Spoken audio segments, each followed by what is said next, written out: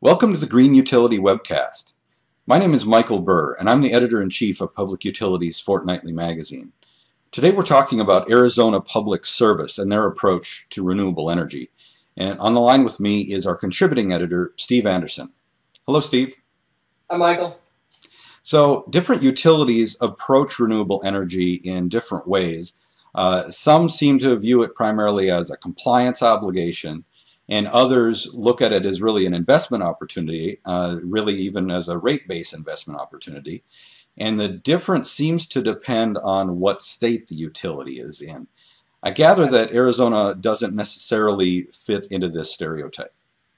Yeah, Arizona is kind of an interesting case. They seem to have everybody on the same page between their Public Utility Commission, which is called a Corporation Commission down there, and the legislature and the utilities. They all seem to be squarely behind the effort to invest in renewables and not just for straight compliance reasons.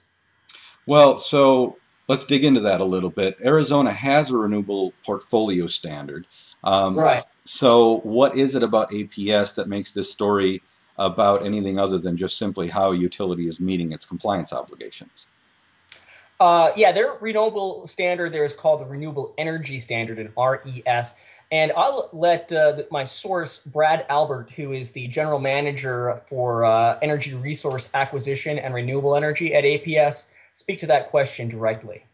The RES standard really sets the floor, if you will, in terms of the renewable energy standards. But really, through our resource planning process, we looked at a couple of other factors that we thought were important in the long term, such as price stability type aspects that renewable energy brings and energy source diversity. We actually are on a trajectory to sort of substantially exceed that RES standard.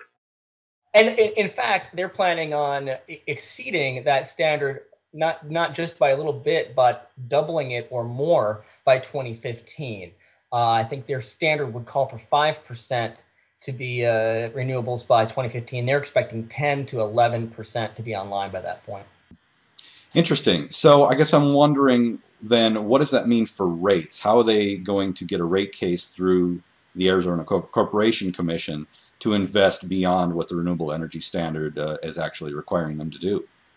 Yeah, I asked him about that, and he said that they haven't had any friction. Now, it was a little bit hard to pin him down on exactly how much of a premium they're paying for renewable energy, but on some material that they've made public previously, it's about 20% more than traditional generation sources. When you factor that in at this point of only about 5% of their energy mix, it's not going to have a huge rate impact on this at this point. It could conceivably down the road, but there's a lot of other variables in play as this stuff becomes a bigger part of the grid. I see. Okay. Well, 20% seems like actually a pretty low premium, but that depends on the basis for comparison, right? So I'm wondering how the outlook for renewable energy in Arizona stacks up against APS's other resource options. Well, what they have right now currently is about 40% coal generation, a little less than 30%, I think 27% nuclear, about 30% gas. The rest is renewables. But I'll also let Brad Albert speak directly to that point. What we really use as a source of comparison is natural gas generation, because we don't intend to build any new coal-fired generation, nor in the next 15 years do we see ourselves building new nuclear generation. So our incremental conventional generating sources in the next 15 years are natural gas-based. So the real interesting point there is that they're using gas prices as their yardstick. If they're only going to be bringing gas-fired resources online in the next 15 years, that means that they're pegged to one cost. They're at around $4 MMBTU right now. That was as much as $13 just a couple of years ago. So if you have all your eggs in that basket, the value proposition could shift dramatically in a short period of time. So having more solar on the grid, having more of an energy resource mix is going to lead to price stability. At least that's what they're betting on. Right. Okay. So they're somewhat worried about price volatility and trying to balance that Absolutely. out with some renewable options. So what renewable approaches seem to make the most sense for APS? You know, when we think of Arizona, we think of a lot of sunshine.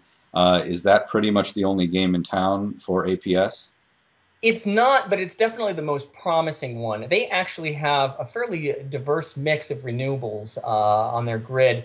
Most of that is through PPAs. They have a contract with a geothermal plant in Eastern California. They have wind farms in northern New Mexico, Arizona as well. But the bulk of it is solar. Some of that's big utility scale stuff. Some of it's distributed. Some of it is solar concentrating, thermal, and of course, quite a bit is PV. Photovoltaics are the big thing that they see as having the best potential for price parity down the road, and I think that's where they're pouring most of their resources now. So when you say they're putting their resources into it, are they investing directly as a utility rate base kind of development, or are they mostly relying on PPAs?